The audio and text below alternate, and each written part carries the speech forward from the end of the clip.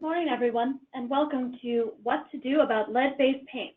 This is an EPA Region 1 or EPA New England webinar, providing guidance on EPA's Renovation, Repair, and Painting Rule, which we also call the RRP rule, and the Real Estate Notification and Disclosure Rule, sometimes known as the 1018 rule. My name is Elise Simons, and I'm an outreach coordinator here in EPA Region 1.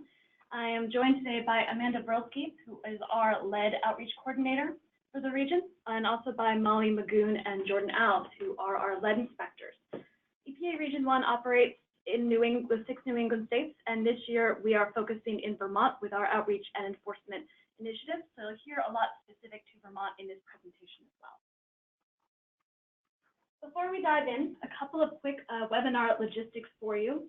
First of all, I hope you can hear me, but if you're having any difficulty, you can dial in by phone or by computer, and if one of them is giving you some trouble, try switching to the other and see if that works better for you. All attendees are muted throughout this broadcast, so you will have a chance to ask questions. And depending on your internet provider, there might be a slight delay in the slides, so I just ask you to bear with us. The slides for this webinar, as well as a few extra resources, are available for download. If you look on the panel on your right, there's a Handouts tab, and you can download these files from there. There's also a Questions tab where you can type any questions you may have at any point during the webinar, and at the end of the webinar, we'll be having a Q&A session with our two inspectors, so they can address your questions then. Finally, I ask you to take part in a short survey that will pop up on your screen at the end of the webinar. The information in this survey is very helpful to us in getting a feel for how we can do better outreach and webinars in the future. Here's a short disclaimer from EPA.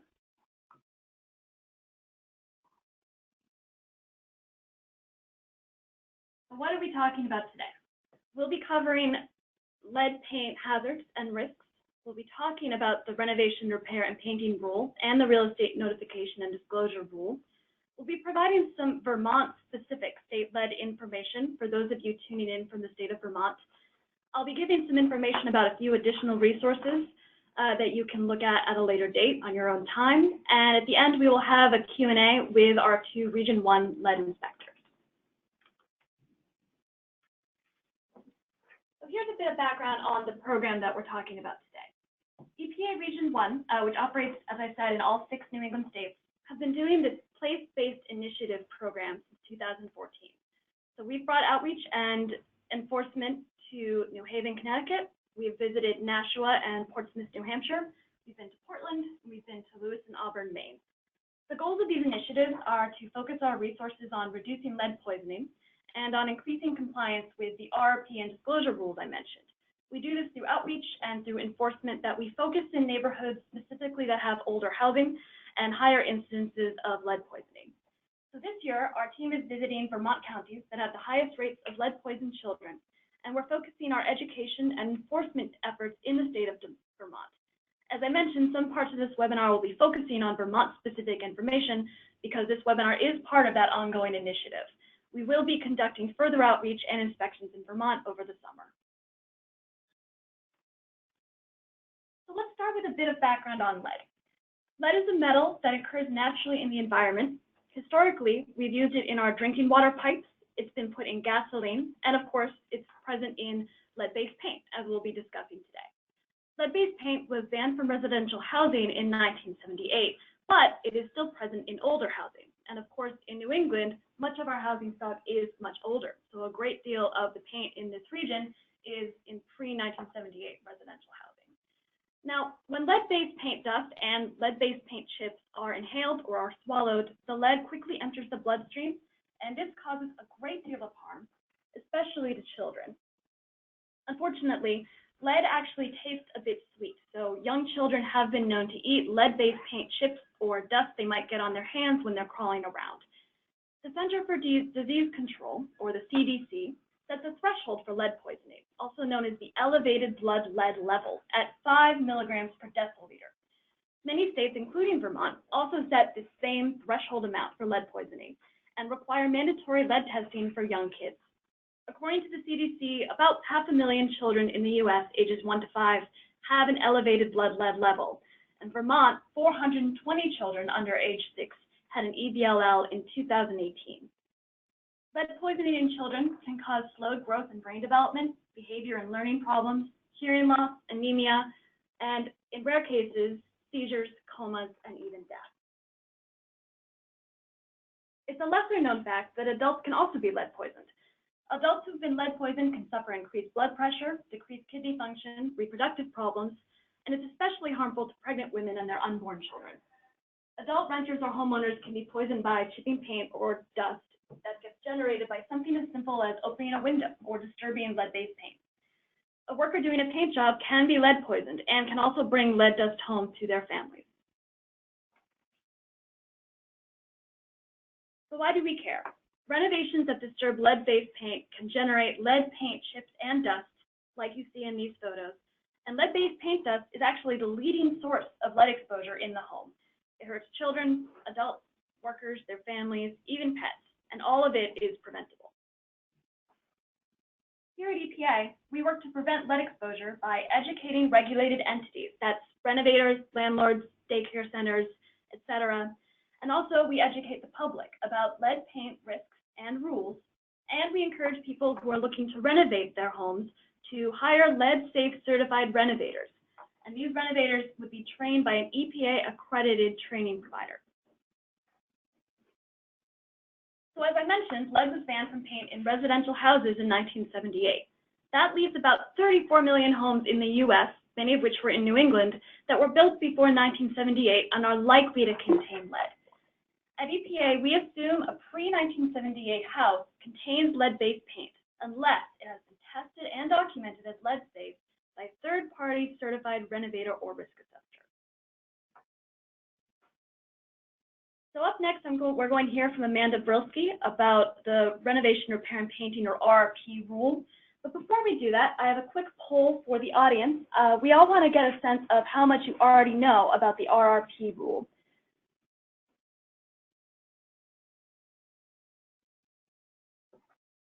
So your questions are, how familiar are you with the RRP rule? Your options are never heard of it, know a little bit about it, I've been trained or completed some RRP work before, or I have extensive experience with the RRP rule.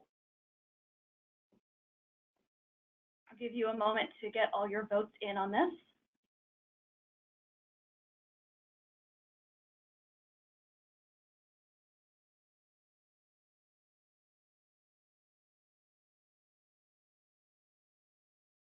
Great, thank you for voting. So 44% of you know a little bit about it, 30% have extensive knowledge with the RRP rule, 16% have been trained and completed some RRP work, and 9% have never heard of it. That's a good start for us. Thank you for sharing that information. Now we'll turn things over to Amanda Brilski, who's going to talk about the RRP rule. All right, great. So thanks to you, Elise. As mentioned, I'm Amanda. I'm happy to be with you all on this webinar today. And now we're going to get down into what exactly the RRP rule is and what it requires of you and your firm. Okay, so what is the RRP rule? This federal rule became effective in 2010, and its primary purpose is to prevent new cases of childhood lead poisoning that results from the ingestion of lead-based paint chips and lead-based paint dust. These hazards are especially prevalent when an individual is engaging in renovation or home maintenance work. So therefore, this rule regulates all work for compensation that disturbs paint in pre-1978 residential buildings and child-occupied facilities. So we can break down that definition a little bit further. So in the context of the RRP rule, for compensation can mean many things. It can mean receiving cash from a job. It can mean your salary if you're hired to do maintenance activities at a child-occupied facility or rental units. It can mean rent if you are the owner of a rental unit and you will be receiving compensation in the form of rent. Or it can be something as simple as maybe a six-pack or another gift. So the next part of this definition is disturbs paint. And what exactly does that mean? That is a very expansive list of activities. It means scraping, cutting, sawing, replacing or installing doors or windows in areas with degraded or chipped paint. It can be major or minor renovations. It can be interior work. It can be exterior work, and the list can go on. If you have more questions about what exactly that means, you can ask them in the chat box, and we can address them at the end of our presentation. I also am going to touch again on the pre-1978 language that you heard Elise talk about, and you will hear me talk about a lot. Under the RRP rule, EPA assumes that lead-based paint is present at all properties, pre-1978 properties, unless the site is tested and documented to be lead-free. There are certain requirements that must be met to test a job site lead-free, and there's more information about that if you choose to do that, and you'll learn more about where you can learn more about that as we continue through.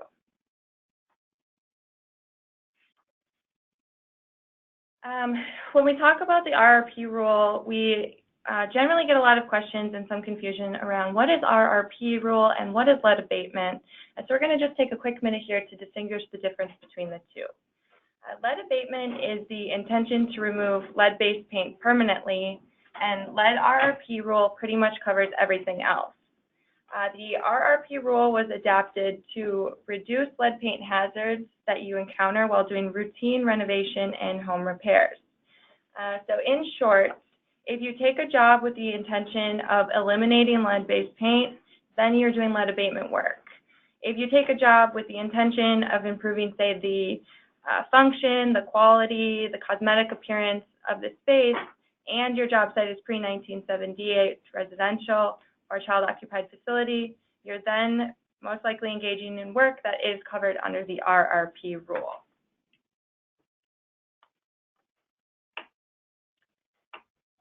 So just checking back in now that we hopefully know a little bit more about what RRP rule covers, why should we care about it? So first and foremost, we're going to emphasize this a lot throughout. This regulation, this rule was put in place to protect children and families that live and play in the areas where you work. It also protects you and your employees, and it protects your families, so you're not bringing lead paint dust or lead paint chip home with you.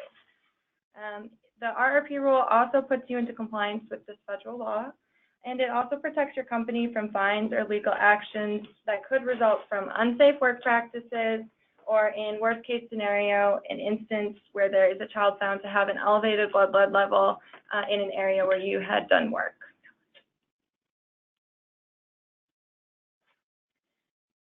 So now we'll talk a little bit about who must follow the RRP rule.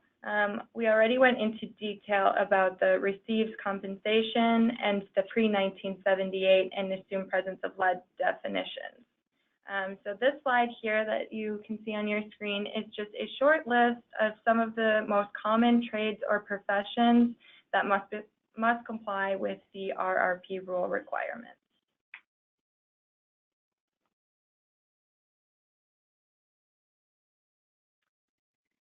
All right, so now hopefully you have an understanding of whether or not you need to comply with the rule. Now we're going to go and take a deeper dive into what actually does the RRP rule require your firm or company to do.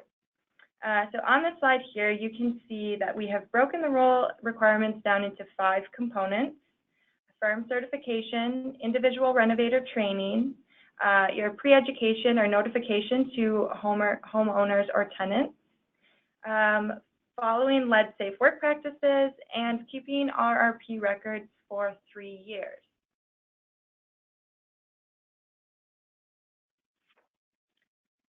So the first requirement that we're going to talk about is firm certification.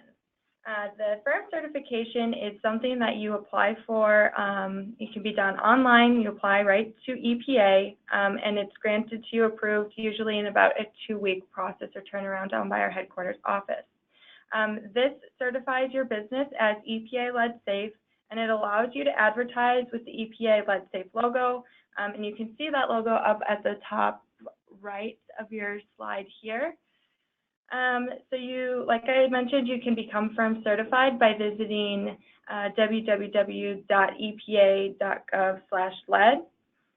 There is a $300 application fee, and your certification is valid for 5 years. If you ever encounter any difficulty when trying to become firm certified, this is something we want to remind you that we are here for you as resources, and all of our contact information will be given to you at the end of this webinar, and feel free to give us a call or an email and we'll help walk you through that process. So it's a simple step that's required that can be done totally online, and it allows you to be a visible lead-safe firm in your community.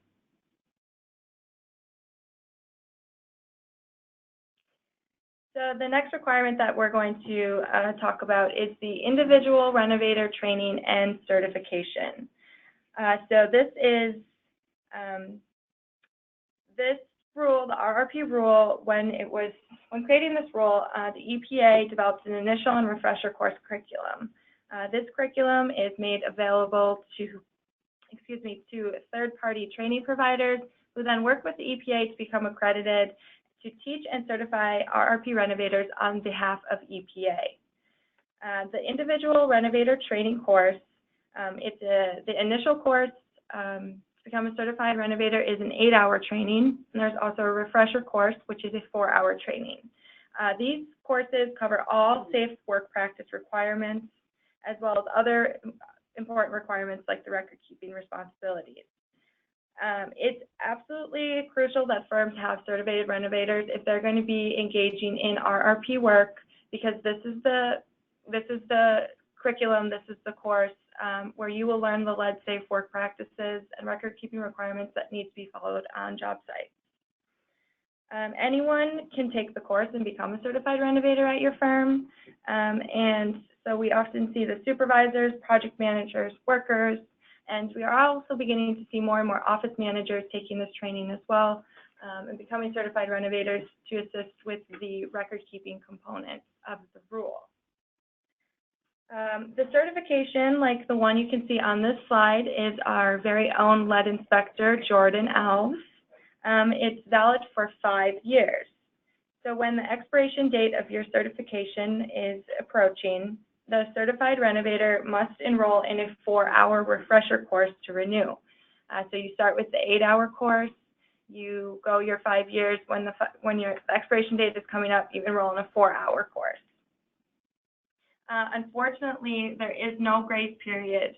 So if you allow your initial certified renovator certification to lapse, you will have to begin again with the 8-hour initial training.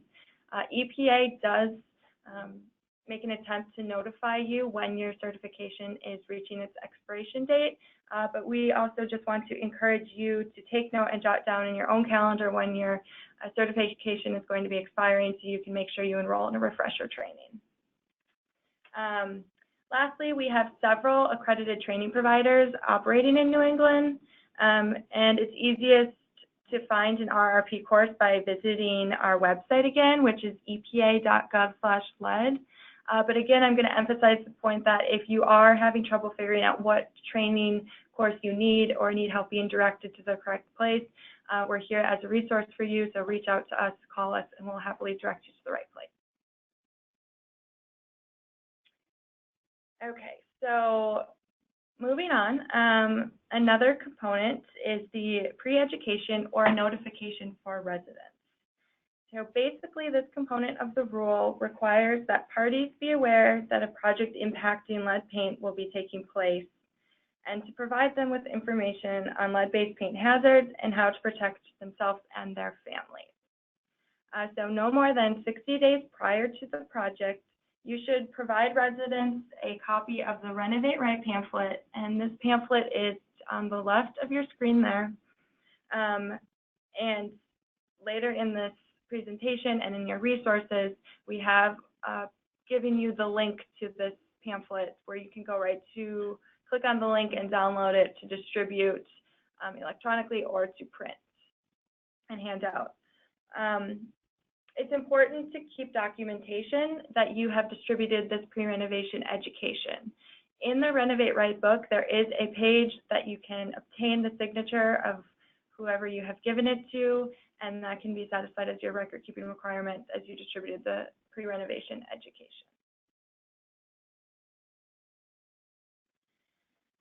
If you are doing work in a multifamily unit or area, especially common areas, you must notify each affected unit. Common areas could be any exterior work, or it could be any interior areas like hallways, etc. Again, so you're going to make sure that each affected unit gets that pre-renovation education. And lastly, if you are doing RRP work at a child-occupied facility, you must notify each parent or guardian of each child at the facility that this work will be taking place.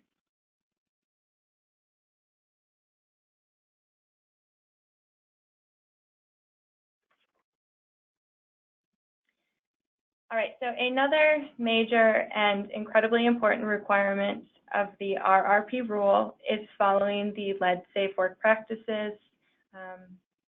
This slide highlights 6 major steps that need to be followed when doing RRP work, but they're exactly just that, they're highlights.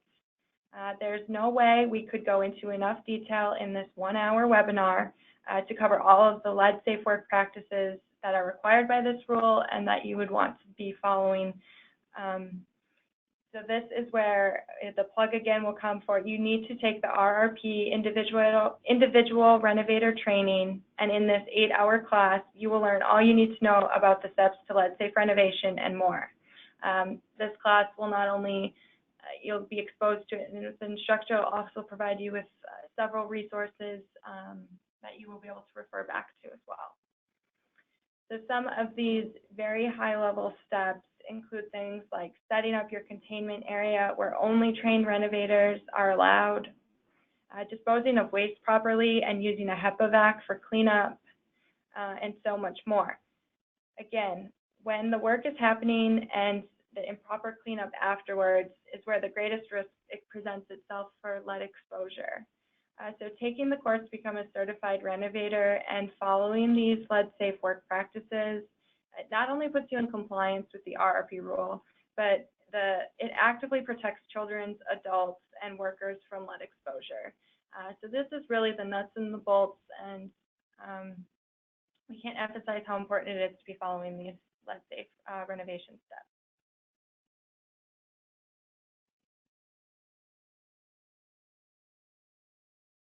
Along with that, the RRP rule does allow some flexibility with an on-the-job training component. So once somebody from your firm has gone to the training and is a certified renovator, they can engage in on-the-job training to help train other individuals that will be working at the job site. This on-the-job training must be documented, and there are some specific requirements that must be met to satisfy the on-the-job training requirements. And as you can see here at the bottom of the slide, there is a link. This on-the-job training information will provide you all of the details you need to know when your firm is going to engage in that kind of training. So I recommend that you save this for your reference in the future. A certified renovator, although we do allow for on-the-job training, a certified renovator must always be present or available by phone at the work site, and a certified renovator must be the one to be doing any lead test kits or sign off on the checklists and cleaning verification forms that are required.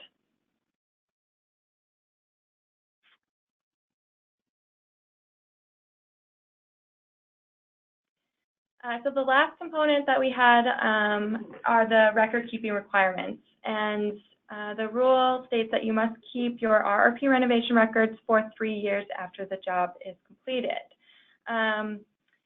You'll go and take a deeper dive into what exactly the records that are required to have in your 8-hour training.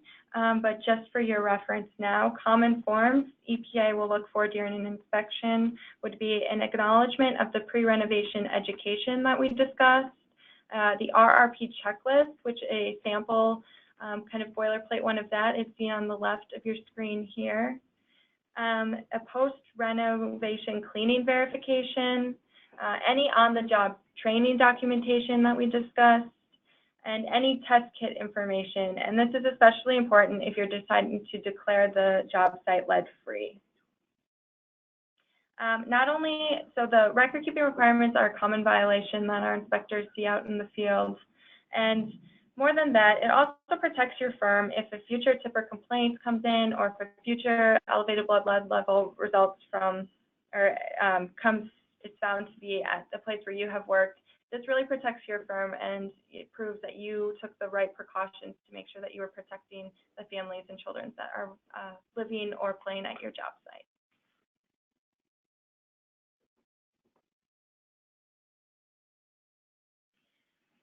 So there are some RRP exceptions, and we're not going to go into too much detail into all of these. We just have a list here. We wanted to at least make it common knowledge, or give you a resource to look at closer. One question we receive is, what about homeowners doing work on their own property for no compensation? And although we encourage that homeowner to use lead-safe work practices, and a homeowner can take the 8-hour training to become a certified renovator, they are exempt under the RRP rule.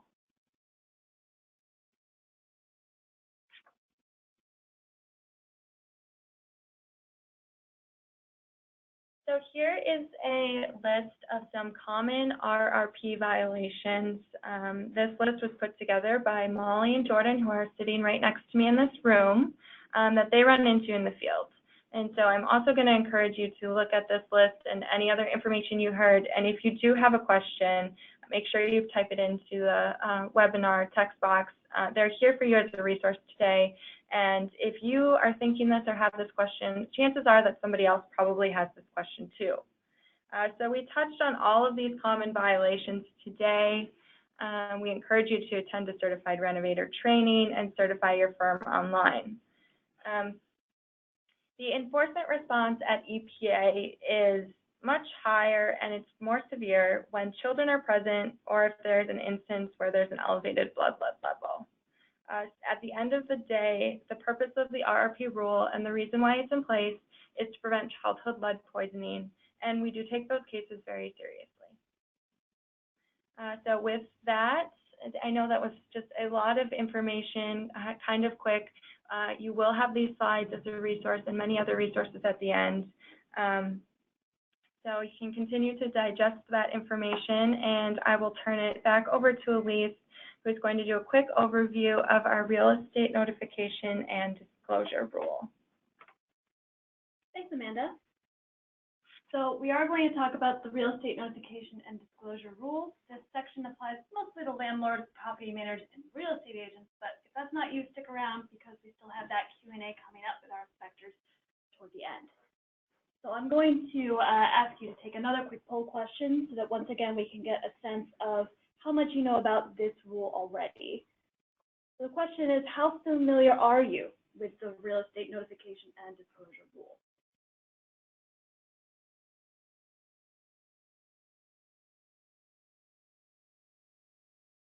Giving you all a minute to get your votes in.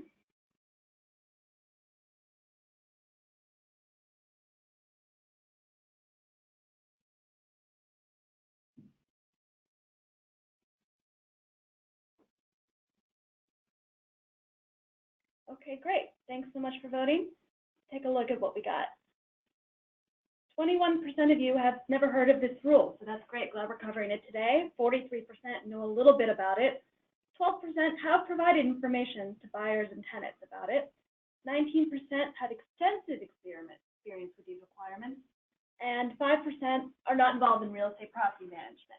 That's all right. So thanks so much for giving us that feedback. Let's take a look at what this rule is all about. So if you are renting or you are selling a pre-1978 property, you do need to give your buyer or your tenant 3 things under this rule. First, an information pamphlet as approved by EPA, such as the one on the right.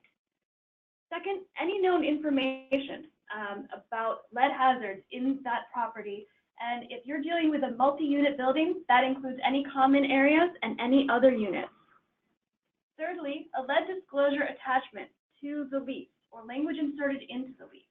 And that's going to include a lead warning statement and confirm that you've complied with all notification requirements about this property.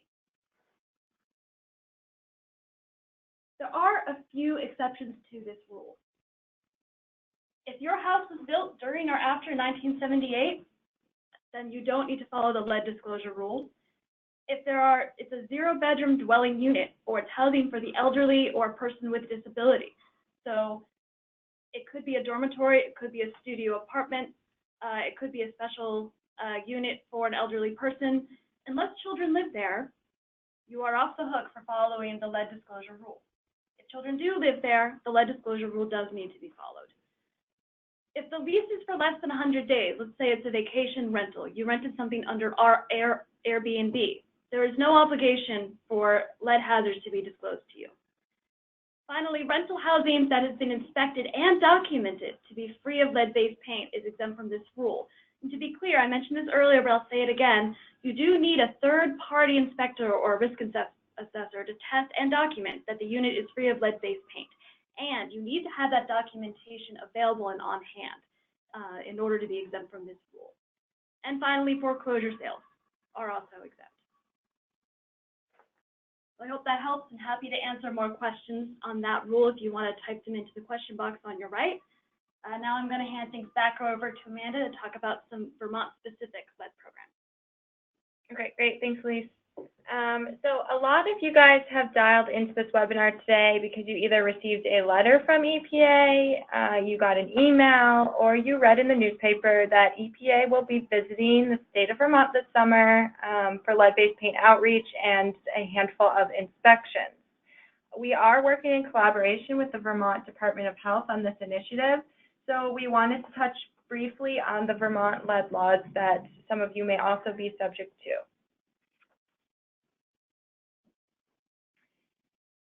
So we already talked about the difference between RRP and lead abatement. The state of Vermont implements and enforces the lead abatement program.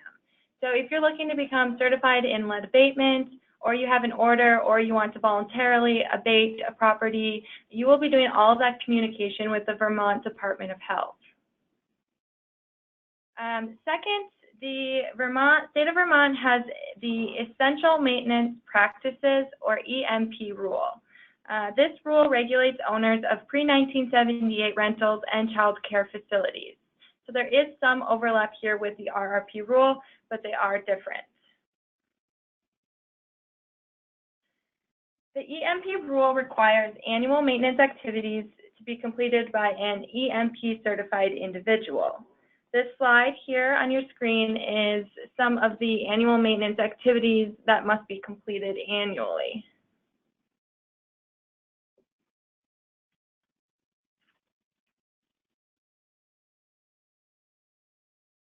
The EMP rule then requires property managers to file a compliance statement and mail it in or send it in to Vermont Department of Health, which must also be done annually. Again, that is something that is separate from RRP, which we'll discuss on the next slide. But I just wanted to also note that the Protect Your Family from Lead in Your Home booklet that the EMP program requires is the same as the one required in the real estate disclosure rule. So there will be a link to that booklet and our resources at the end of the presentation. So now we just wanted to break down a little bit further, since there is some overlap, what is the difference between the EMP rule and the RRP rule? If you are regulated under the EMP rule, it does not mean that you are compliant with RRP. Some major differences between the two. First, the RRP is a federal rule. It's implemented and enforced by EPA. The entire country is subject to RRP, but states do have the option to seek authorization from EPA and run the program themselves. So currently, nationwide, 14 states are authorized by EPA to implement the RRP rule, and this includes Massachusetts and Rhode Island in our region. The state of Vermont is currently working towards RRP authorization, and if approved, they will implement the RRP rule in the future. However, for now and for our work this summer, EPA has full authorization, implementation, and enforcement of the RRP rule. EMP is a state of Vermont rule, and enforcement and implementation of that program is done by the Vermont Department of Health. So that's a key difference between the two. The RRP rule has a much larger regulated universe that includes contractors, painters, as well as property owners, maintenance staff. Lastly, there are difference in training requirements.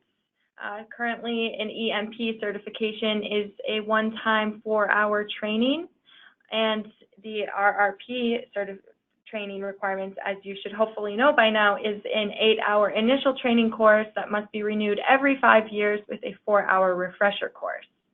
If you take the RRP training, it does not mean you are covered for EMP. If you take the EMP training, it does not mean you are covered for RRP. So those are some key differences between the two, that if you are regulated or have to follow both of these rules, hopefully that helps clear up some of the confusion or the differences, and we're happy to answer more questions on that. If you have very specific questions about the abatement program or the EMP program, here is the contact information for the Vermont Department of Health.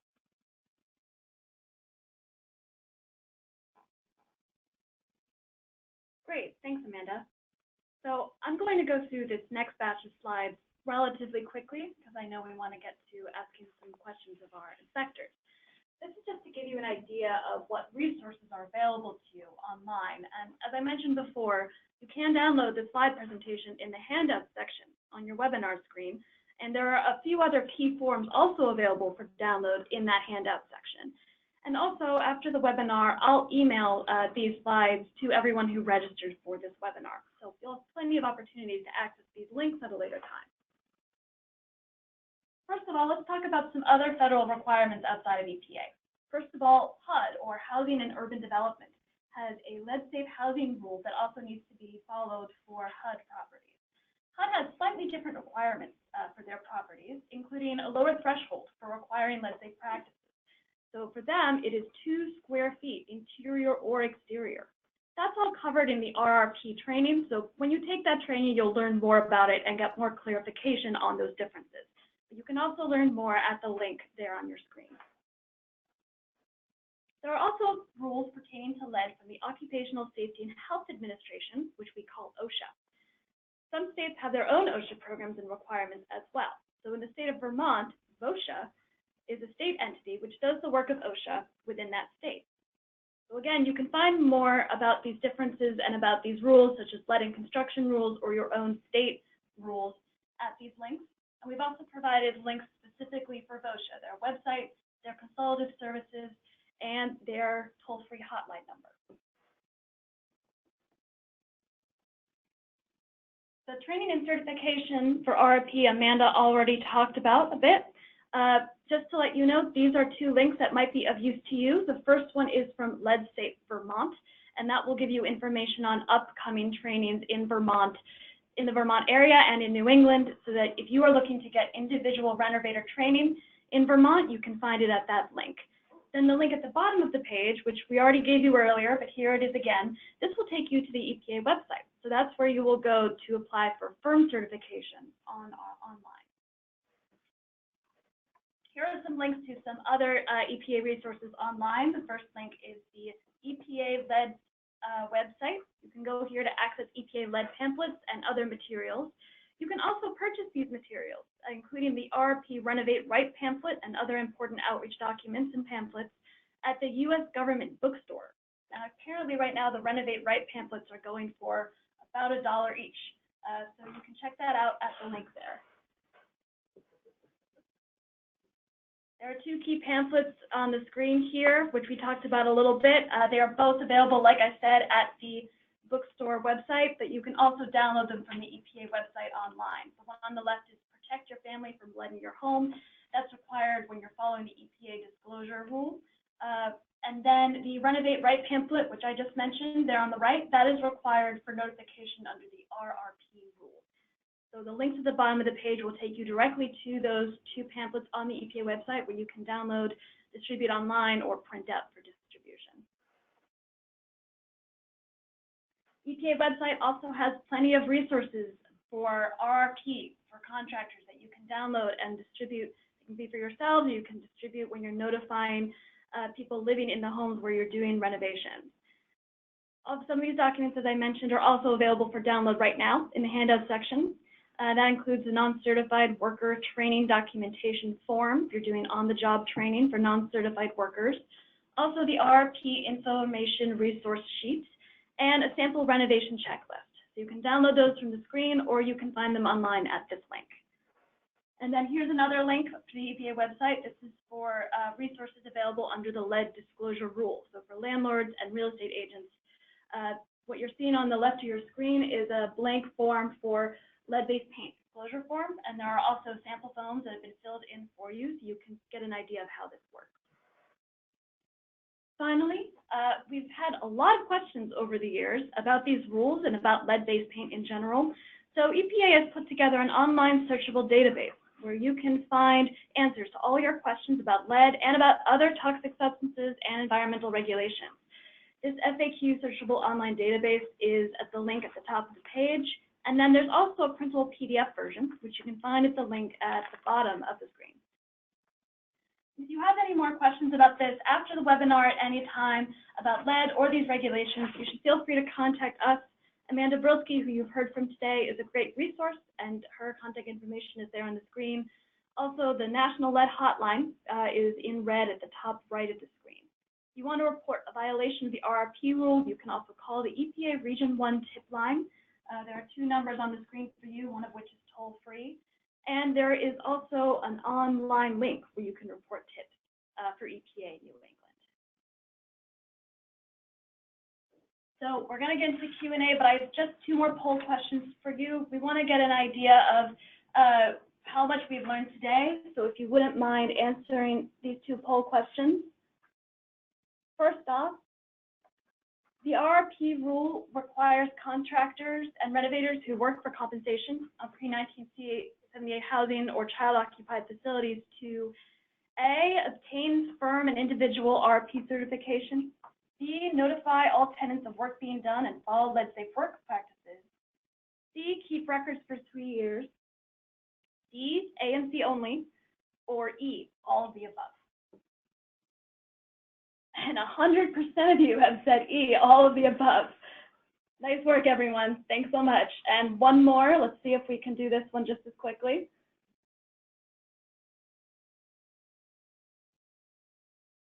Federal disclosure rules require landlords and real estate agents to give prospective tenants and buyers of pre-1978 properties A, an information pamphlet, B, a lead disclosure attachment to the lease, C, all known lead-based paint hazards information pertaining to the building, D, just A and C, or E, all of the above. Again, 100%, all of the above. Thanks so much for playing our game. Glad you could join us. And now we will transition into getting into our Q&A. So Molly and Jordan, so glad you could join us. You want to say hello to people on the phone?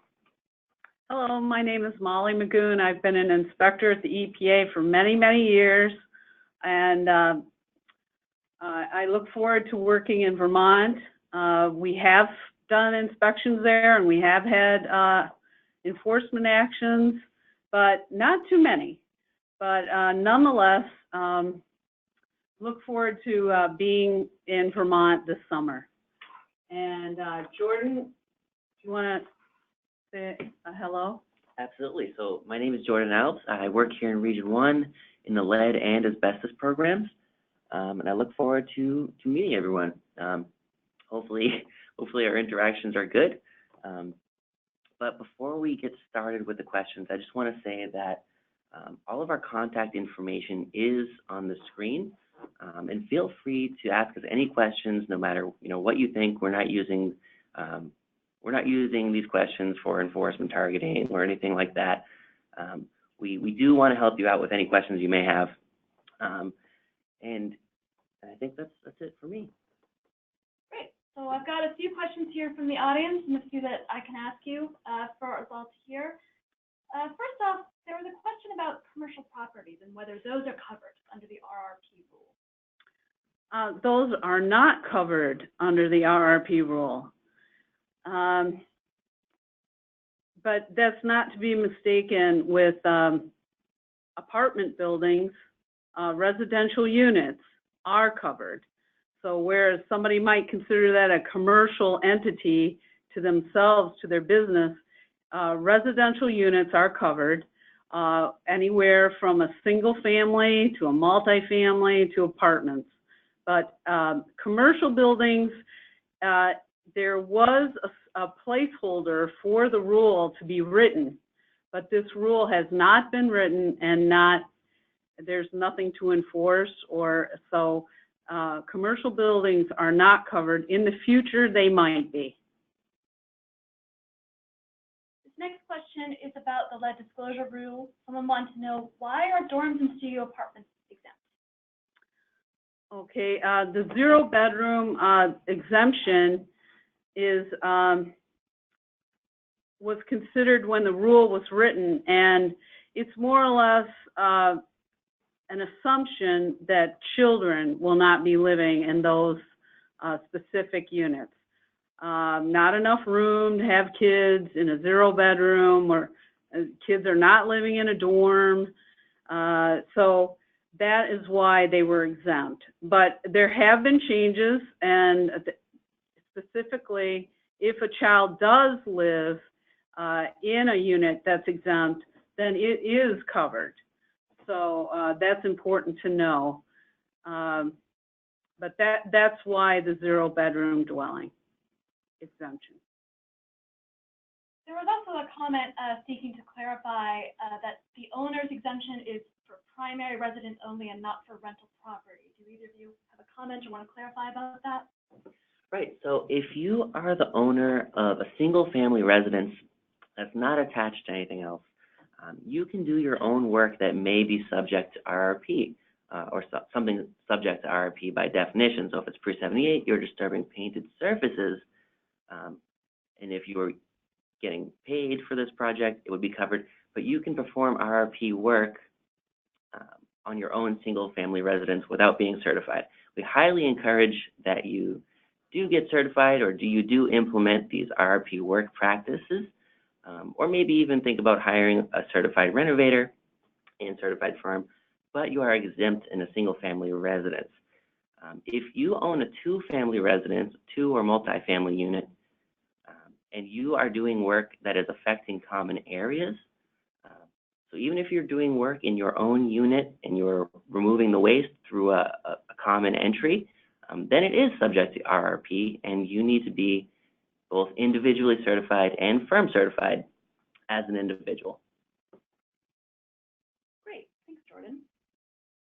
This next question is about what happens when you come onto a site and you're repainting a wall and you don't disturb the paint. The question is, do I need to follow the RRP rule or lead-safe work practices in that situation? So typically, so it really depends on your assumption. Typically, paint jobs that produce the best quality of work require some sort of prep work. So if you're not sanding the walls, if you're not filling holes, if you're not doing any prep work and you are just coating or putting another coat of paint on a surface that is in good condition, then yes, you're exempt from RRP. If you are just going ahead, you're taping and spraying a wall, then you are exempt. However, if you are painting a surface that is in such poor condition that it's flaking as you're painting it, then you are disturbing painted surface, and then you are subject to the RRP rule. And do contractors need to take both the RRP and the abatement trainings? Right, so if contractors are in the business of lead abatement that is done with the intention to remove a lead paint or lead hazard, then yes, they need to be lead abatement certified, and that's a whole different course than RRP. That's a 40-hour course, which is also taught by accredited training providers. But if they are doing just RRP subject work, they only have to be RRP individually certified and firm certified. And construction companies that do normally new construction, but once in a while will take a pre-78 renovation job, only have to have one certified renovator on staff that can train and document that they trained the other workers. I have a question here that just came in. How many RRP training providers are operating in the state of Vermont? I think the number is about 23. So this is Amanda, and I'm going to take that question. Because it's an EPA program, the training providers do not have to be based in Vermont for you to take their training. So you can take training from anyone that is accredited by EPA. So I believe there are 3 to 4 training providers that are offering training in Vermont, traveling to the state to do it. There are also several more in other surrounding states. I know that there's training providers operating in New York State, which might be easy for some people in Vermont. There's New Hampshire. So there's, I believe, 4 to 5 courses that are training providers that are offering courses in Vermont this summer. Great. You can do a search online for training programs in your area. There is a search on the EPA website for that. And there are trainers in Vermont and or trainers that will come to Vermont. So there's definitely some upcoming trainings, and we've highlighted that in the list, I believe. We sent that out to with our letters. We mailed out letters to approximately 500 contractors and property managers, and in that letter is a list of potential RRP trainings. And I will take this opportunity to note that online training and RRP is becoming more common. The rule does allow for the classroom component of the training to be done online, and then there's also a hands-on component that must be done in person. So I know there are training providers in our region that have partnered or are looking to become approved to do an online training, and then also offer the hands-on component regionally. So that is something that if you are doing the search online on our website, you can check that as an option just to see what if there's any of that available in the region. Again, feel free to call us and talk to us directly about it, but I just wanted to make you guys aware that that is something that that trend or that's happening where we're starting to see some online training providers be accredited. This is Molly Magoon, and I know there's some curiosity about our upcoming initiative, and so it is a combination of outreach and enforcement. And for the contractors out there who are listening, it's a good time to make sure your training is in good order. And if you don't have like a firm certificate, now's a good time to go and get it. Keep it on file. There's a requirement that you carry those certificates in the field with you. And as far as EPA enforcement, we have done these initiatives, and there is resulting in enforcement actions, and they can range from just a letter of warning to if there's children there and lead hazards everywhere while you're working and you have no idea of anything about these rules, there's potential fines, and the fines are the highest when children are there present. So it behooves you to check your paperwork. You'll have to give out that pamphlet, keep the receipt that you gave it, fill out a RRP checklist for each job, and clean it up with a HEPA vac. Both at the end of the day and at the end of the job, you have to certify that you left it clean. We recommend taking pictures before, during, and after you approach a work site, therefore proving that you've left it cleaner. So I guess the worst case scenario is if you're not on this webinar, you're not certified, and you're doing all of this work in pre-78 residences. But if you are inspected, we appreciate that you're cooperative, that you have paperwork. We'll work out, you know, if there's minor deficiencies, we'll help you get over that. But if there's major ones, there could be fines. And if there's resistance and false statements, that's even worse. That's the worst case scenario.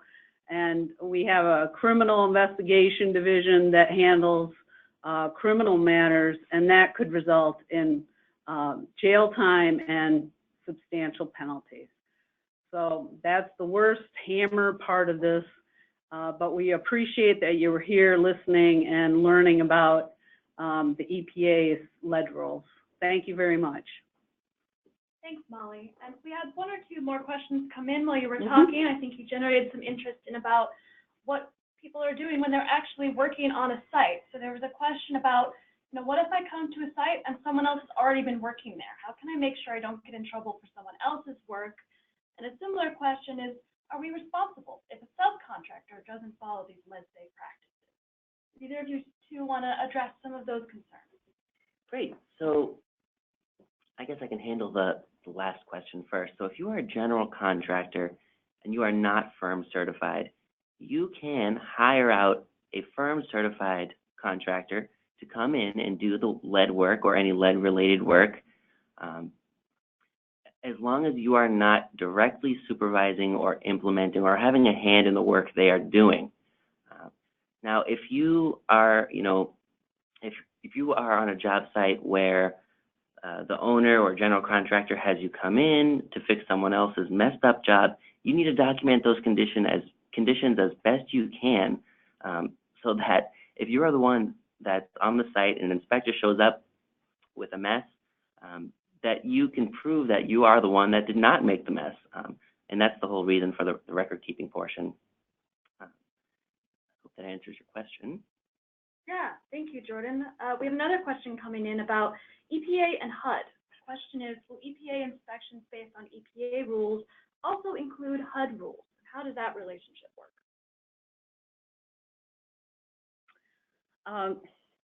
EPA does work with HUD, and we have done enforcement together.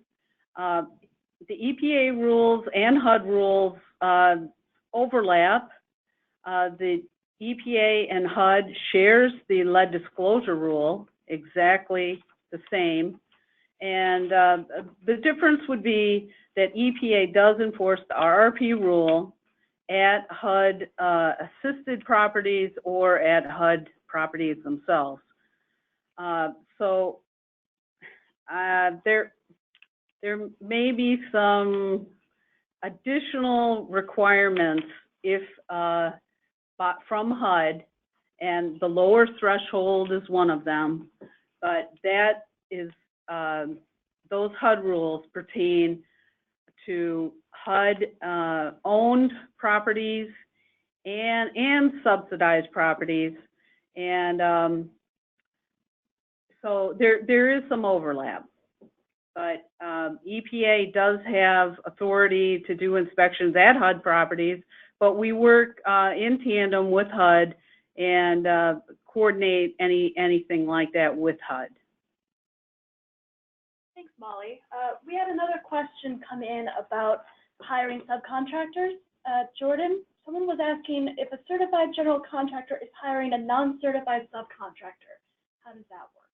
So if a certified general contractor is hiring a non-certified subcontractor to do the work, both parties can be held liable for the work done under RRP. Now, if a non-certified general contractor is hiring a certified firm to do the work, and the certified firm does not follow or hold up the requirements under RRP, then the firm certified contractor will most likely be the one that will be held liable. And there's a variety of different enforcement outcomes, ranging from letters to civil administrative penalties. I had another question here. This is about the disclosure rule. If a landlord is about to sell or rent a property, are they required to test for lead? I'll take that one. It depends on what state you're in, mostly. A landlord in Massachusetts has to have a letter of compliance, and those are obtained by making a unit and common areas lead safe. So that would entail a licensed lead inspector to come in and identify any lead hazards and have those abated in order to get a letter of compliance. That rule, that was the first and most stringent rule for lead throughout the country. And so not every state has that. So it really depends on where you are. There may also be local requirements that are more stringent. But EPA's lead disclosure rule does not require that a unit is lead safe. It just requires that any known information gets shared with the prospective tenant or buyer before they become obligated. So it's an educational rule. So what should a tenant do if they're in an old home built before 1978 and they didn't receive any disclosure information about lead safe work practices or about the disclosure rule? If they did not receive lead disclosure, or if they did not receive any pre-renovation notification, they definitely should report it to us. And this is something that we get calls every day, and online. It can be done online as well. So we follow up in various different ways. It doesn't always mean we're going to do an inspection either. We will call people and say, what's going on there? This is the rule. This is what you have to do.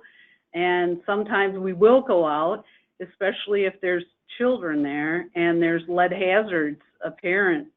So but definitely, if you don't tell us, we don't know. You can almost assume that, except for these initiatives. We're getting out into neighborhoods and we're driving around and we're looking for work that's happening. And we will pull over and do an inspection on site. So, and our inspections are random or they're based on tips and complaints. So there's a number of ways that we respond.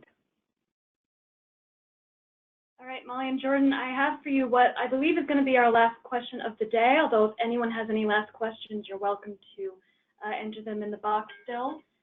What if the kid gets an EBLL from a different home or a different source? How do I become a part of an investigation if a child's poisoned, even though it didn't happen as a result of my renovation work?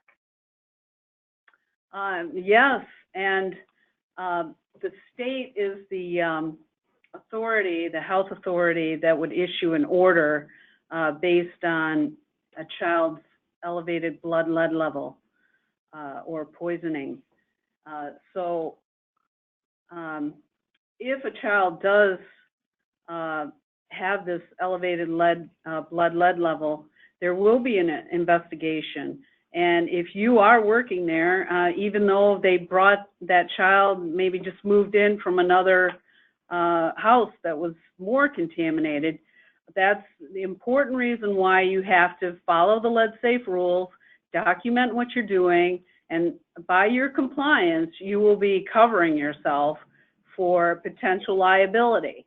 So it's very important that you know that, and it will cover you by your compliance. So, and yes, children do move around with EBLs, and but the more you comply and document, then there's a way out of it. But without knowing all these rules and complying with them, you really are, you could be very liable for these issues. So I thank you very much. Great. Thank you, Molly, and thank you, Jordan, and thank you, Amanda, for being a part of this webinar today. Those are all the questions we have time for, but please do take down the contact information on the screen. You're welcome to contact any of us at any time with further questions about lead. Thank you again for participating in this webinar. and I hope you all have a great day. Thank you.